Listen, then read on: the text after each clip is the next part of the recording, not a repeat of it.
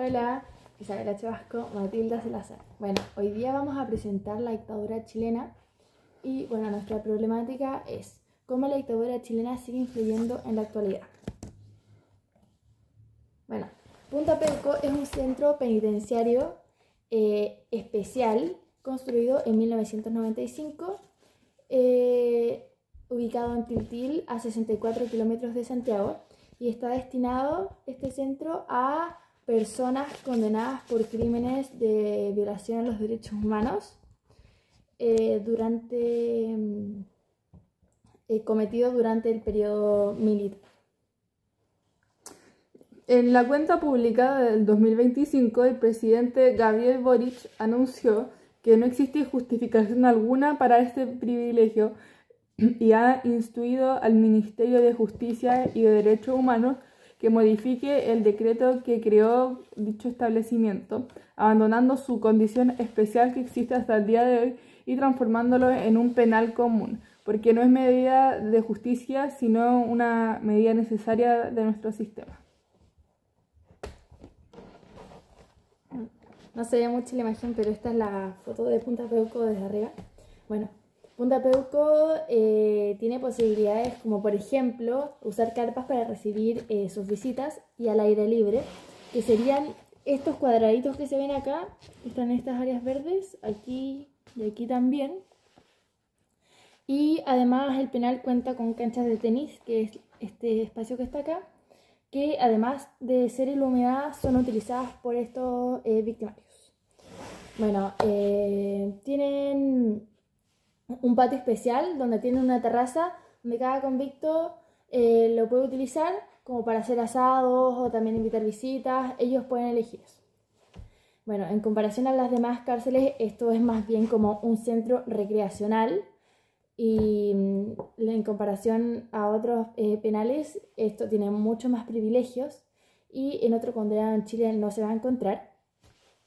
Y además acá, como podemos ver, hay 4 áreas verdes, que serían estas de acá. Y bueno, esto está ubicado en el Cerro Picarquín. Y como podemos ver acá a los alrededores está mucho más seco que acá. Entonces esto es mucho más llamativo porque está mucho más bien mantenido. Además, resaltan de los colores neutros que hay.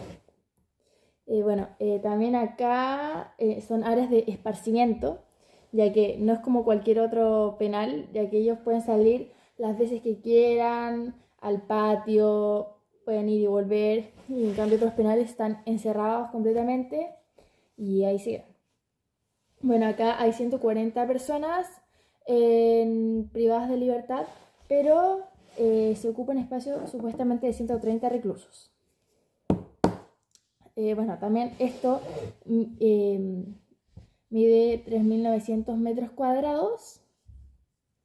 También esto, bueno, para como describir la imagen, esto es el gran plano, ya que ocupa toda la pantalla, por decirlo así, y tiene un contraste de colores que serían neutros, y sería gris y blanco.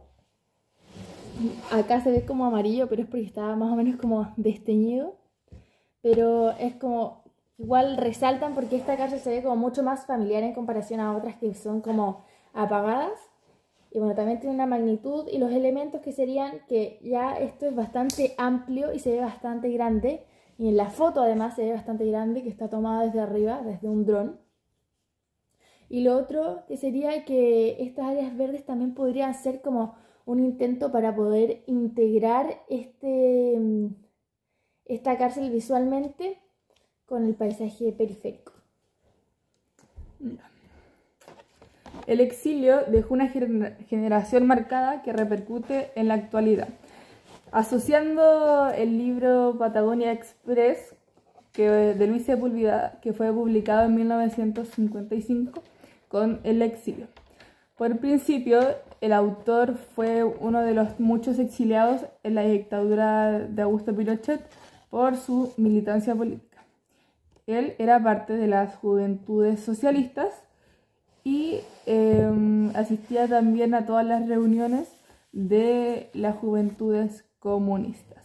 Él apoyaba explícitamente el gobierno de Salvador Allende, asistía a movimientos revolucionarios y culturales de la izquierda chilena. Fue detenido y acusado de traición de patria, estuvo 2 años en prisión hasta que la Amnistía Internacional, que son jóvenes activistas que defienden los derechos humanos, lo ayudaron a salir, pero fue exiliado durante 1977. Sepúlveda reflexiona sobre su experiencia del exilio en el libro, su identidad distorsionada por la distancia, y nos demuestra cómo marcó profundamente este hecho en su vida y en su visión del mundo. El libro vincula el viaje, el exilio político, la historia colectiva y la memoria individual. Bueno, los hechos ocurridos en la dictadura militar se ven censurados hasta el día de hoy en la educación. Acá vamos a utilizar un ejemplo de una canción que se llama Choc, que es de Anita Tijoux, y la cual sacamos 2 fragmentos, y ella critica el sistema heredado de la dictadura chilena. Bueno, el primer fragmento dice así: Constitución pinochetista, derecho Opus Dei, libro fascista, golpista disfrazado de un indulto elitista. Bueno, acá refiriéndose directamente al legado autoritario en la educación, y esta constitución institucionalizó un modelo neoliberal. Esto quiere decir ¿cómo es esto? Que promueve el capitalismo, donde la educación pasó de ser un derecho a un bien de consumo, o sea, satisfacer las necesidades. Entonces el Estado dejó de garantizar la educación pública de calidad, traspasando su responsabilidad al mercado, generando desigualdad estructural, colegios con fines de lucro y endeudamiento estudiantil. A pesar del fin de la dictadura, el modelo estructural sigue en pie, provocando desigualdad social, y lo que produce protestas masivas, como por ejemplo la del 2006, Pingüinos, y la del 2011, Movimiento Estudiantil. Y bueno, también surgen demandas, las cuales también pueden ser censuradas. Bueno, el segundo fragmento es: todo lo que quitan, todo lo venden, todo se lucra, la vida, la muerte. Bueno, este también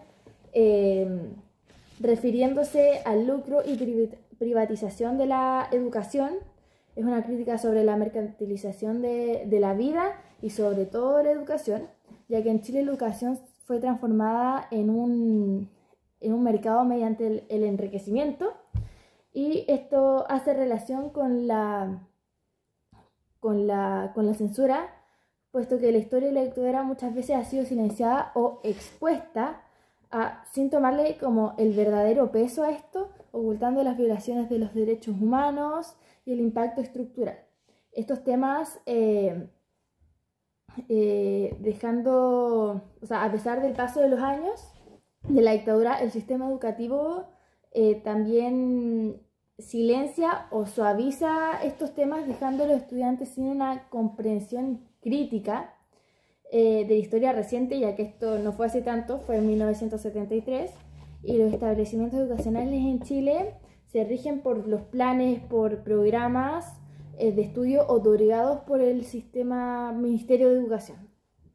Y además, los profesores se enfrentan a denuncias, sobre todo en colegios privados, ya que optando por una posición neutral para para resguardar su trabajo, y esto más bien como por el miedo y demandas, etc. La normalización del abuso de poder refleja una falta de memoria histórica.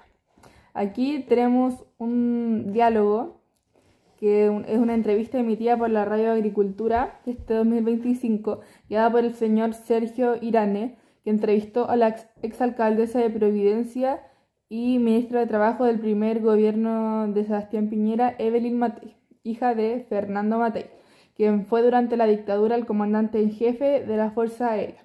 Cuando Matei dice: sin el golpe nos íbamos derechito a Cuba, reproduce una lógica de justificación a la violencia institucional. Esta frase refleja cómo algunos sectores de la sociedad siguen un supuesto, siguen diciendo que la dictadura fue un supuesto mal menor, en lugar de asumir el costo humano que hubo. Se apela del miedo al comunismo para explicar y excusar el golpe militar. Esta postura revela que a casi 53 años del golpe hay una parte del discurso político que no reconoce plenamente la gravedad de los hechos que ocurrieron ni las condenas claras.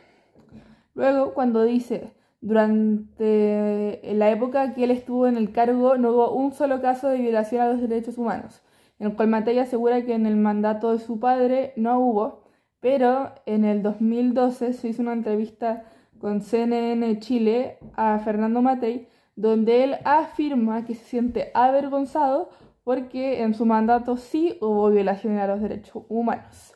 De la misma forma, Juan Molina, un ex militar de la facha chileno, asegura que en el año 79, en el cual Matei era jefe de la Fuerza Aérea, lo mandaron a un vuelo donde se arrojaron 8 cuerpos. Dejaron el helicóptero lleno de sangre, ya que iban los 8 cuerpos abiertos y con rieles amarrados para que se hundieran debajo del mar. Él solo manejaba y es uno de los tantos militares chilenos que participaron en la represión ilegal de la dictadura. Nunca fue a la cárcel, como varios de los principales actores, pero vive su propio infierno personal con el recuerdo de lo que hizo. Eso. Muchas gracias.